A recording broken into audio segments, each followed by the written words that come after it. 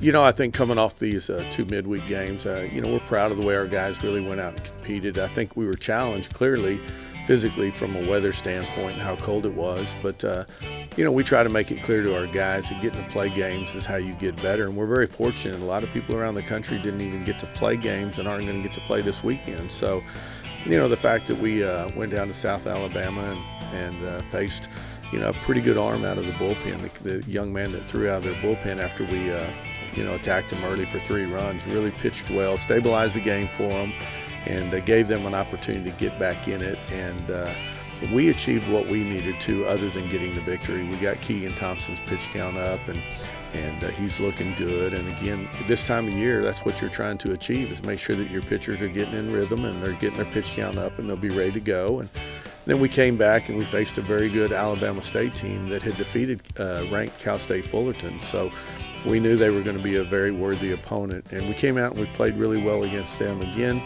we get behind and we have to come from behind and find victory. And our guys did a good job of that. So, when you look at it, you're challenged from a physical standpoint of playing the night before, the cold weather, and then you're also challenged from a mental standpoint, being behind and having to come from behind to win at home. So our guys are making strides.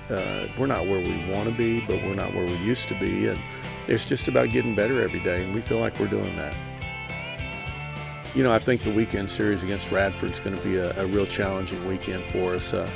Again, with the challenges of the weather and us maybe having to double up on Saturday, it's going to tax our pitching a little bit from the standpoint of not getting that extra day's rest. But, it could do the same thing for them. And that's what we remind our guys is, look, whatever we're having to deal with as far as weather, they're having to deal with too. So there'll be a lot of challenges early in this year, and one of them might be having to double up and play a doubleheader on Saturday because of the rain forecast on Sunday. But when you look at the matchups, Trey Wingeter has thrown pretty good for us.